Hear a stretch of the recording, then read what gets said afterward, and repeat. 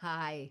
So, welcome to efforts. This is lesson three, and efforts. I'll tell you, you either love them or you hate them. But there's usually always a lot of them in a video game, and they are so important. It's also so important that when you do efforts, you be totally believable. So these are always a really good thing to practice.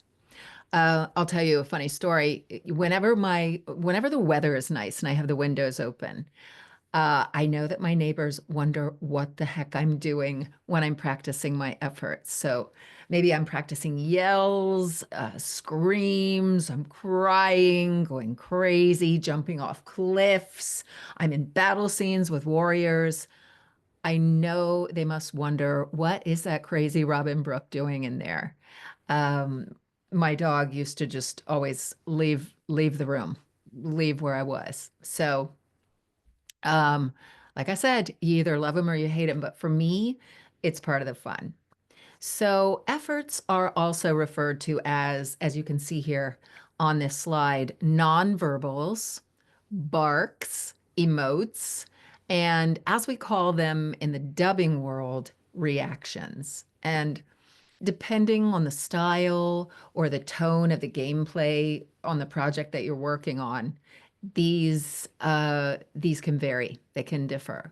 So on Showgunners, the game that I showed you earlier on in this course, this game was in the style of late 90s, sort of B movie horror film vibe was really big in the late 90s. So therefore, the efforts in that game were really big, really large. So if you died big.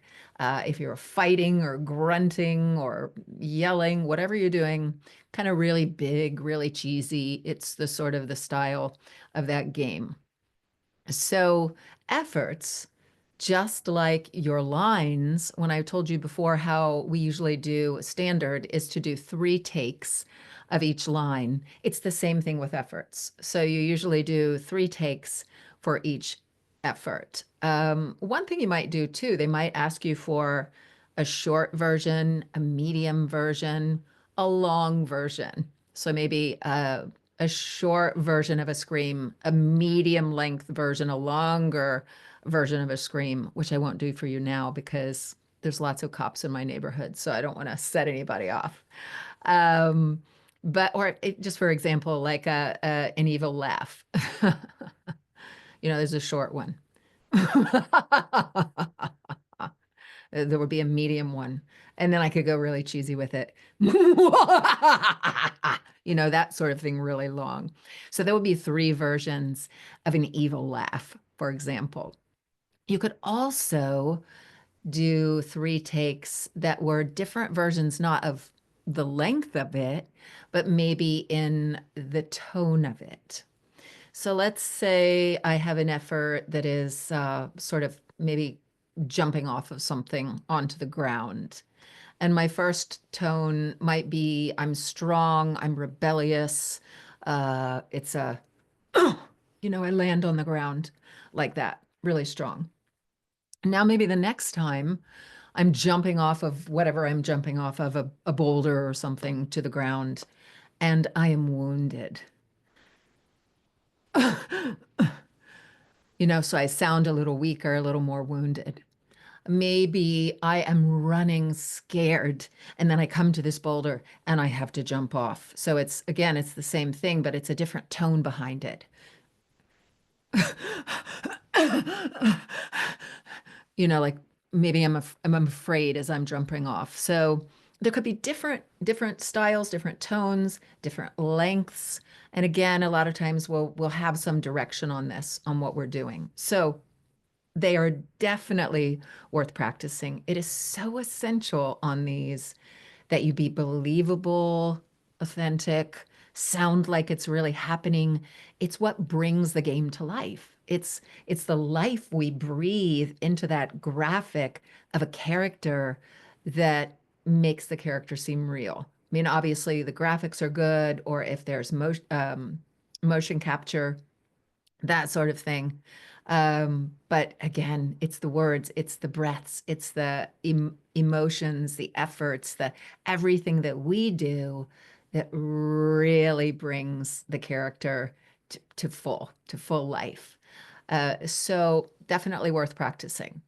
Also, definitely worth practicing for your microphone technique. So let me give an example. For instance, if I'm doing a karate chop, like a ha, or a ha, that sort of a thing, that ha part of that ha that I'm doing, I'm blowing air. And I have to be careful when doing that sort of thing about getting too much air into my mic, which causes, that we don't hear it in its purity of the karate chop. We hear a lot of air blowing into our mic. So we always are mindful of that, how we might be angling ourselves away from the microphone or just over or just under. So, another good reason to practice is not only on the emotion and the intention of the effort, but on the technical aspect of it, like how we're doing it into the mic. And another thing to note too is that for things like screams and yells, you have to ride your gain control. What does that mean? You might not even have equipment yet if you're watching this. So if you don't have equipment yet, or you're not going to get equipment, you just kind of want to play and record some simple things. But if I would say if you have not watched Voiceover 101, if you're new to this, some people jump right to the fun things like the video games and the animations, but make sure to watch the Voiceover 101 video or attend the live class, because I do go over equipment. But right here, oh, I just happened to find, look what I have. It's an interface, an audio interface. So, and then some of you might have equipment and know exactly what this is, but maybe you don't know much about video games. So the gain on this one is right here. So this controls the volume of me into my microphone.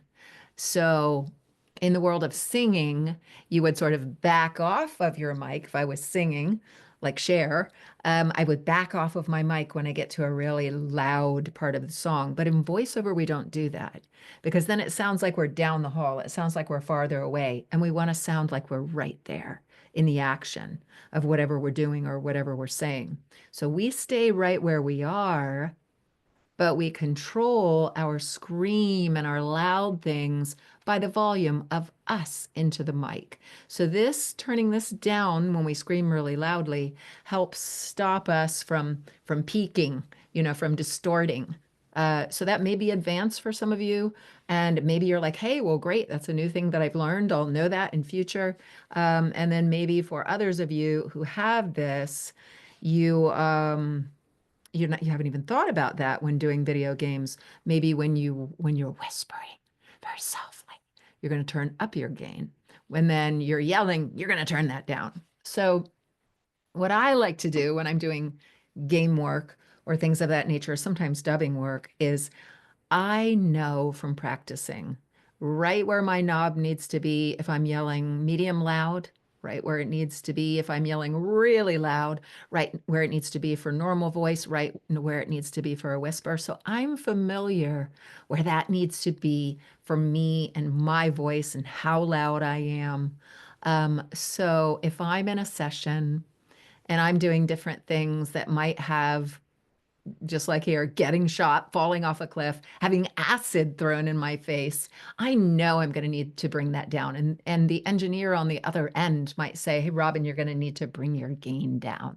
So there's a little terminology for you. And for those that know about gain, it's a really good idea to learn where your places are there. So you don't have to look at that knob and go, oh, I wonder if it's here. I wonder if it's there. So if you've practiced in advance, you know exactly where it's going to need to go for what's coming up, which makes you feel really good because you know what you're doing, but it also makes you look really professional too if you're working with somebody. So, let's see. Before a session, before I start a session, or before I'm working on something, or even if you're going to practice stuff, if you're going to go into the practice scripts and you want to practice some stuff, a really good thing to do is look over your script. Look over your script and take notes of what you have in there, of where you might need to be louder, where you might need to be softer, different ways you could do things. For instance, this list right here, you could practice 3 ways of getting shot, 3 ways of throwing a punch, 3 ways of receiving a punch, because they're 2 different sounds. And just look over your stuff and work it through before you actually record yourself. I test my gain after I go through my script on some things, to see, oh, is this right where I need it? So that if I am in a live session with a developer or a director or whoever that person might be, I'm just nailing my takes, boom, boom, boom, without needing to constantly go back and redo things. I'm right on it, and that's how you work a lot too, by being prepared. Another really important trick I will give you, or tip, not trick, about voicing efforts is to make sure when you're attacking, whether you're throwing a punch, whether you're stabbing with a knife, whatever it is you're doing in this script, throwing a ball, whatever it is, make sure that the direction of your air is out, not in. And this was something I learned the hard way. So if you're taking air in, it makes you sound like I'm surprised, like you're being surprised, um, as opposed to being on the attack. That's air out versus air in. So a really good thing to know. Several years ago, I was in a session, and I remember the director telling me, after several efforts, to do efforts, where I was supposed to be attacking another character, the director said to me, "You sound like you're being hit, not that you're actually hitting someone." And in that moment, I felt so embarrassed because I felt like, because in my mind, I knew I was hitting someone, but I wasn't getting it across. So it was after that I decided to go and study effort delivery techniques, like all of the different tips and tricks to do believable efforts, a lot of which I'm giving you right now. And I tell you, the knowledge and the practice made a huge difference in the comments that I got, in any work that I sent out, in my auditions, just practicing, just realizing this is what I need to do for this, and this is what I need to do for that. So keep your eyes out for live effort classes, also practice sessions and challenges, because we will have those within AVA. They're not hard to learn, and they're so fun to do. I know some people don't like doing them, but I like doing them, and driving my neighbors crazy. It's also important for you to know that some of these efforts can be stressful on your voice. So I was doing a lot of, we call them reactions in dubbing, same thing, but reactions. I was dubbing a really big series. I think there were 100 episodes. And my character was evil. Those are the characters I like to get. And it was sort of the scene where I was I was getting done in at the end. All that I deserved, I was getting. And I had lots of crying, lots of yelling, lots of screaming. And the director that I was working with um, wanted to make sure, in some cases, the loudest of the screams, she was so great. She saved those. We did them out of sequence. She saved them for the end of the session, because she knew that if I did all of my really loud, crazy, wild crying screams in the beginning of my session, I might blow my voice for the regular speaking stuff, the quieter stuff. And I really appreciated that. I really appreciated that. But this is where I say to you, if you're ever in such a situation, and maybe you're working with a director that's never worked with you before, you should always be aware of your own limitations. Like some people might not blow their voice if they do the screams first. I do because I go whole hog on my screams. So I definitely might blow myself for the softer stuff. So I let the director know, like, hey, if we have that coming up, can I, like, I knew this was my last episode. I knew it was going to be very dramatic. And this director knew me. I had worked with her before.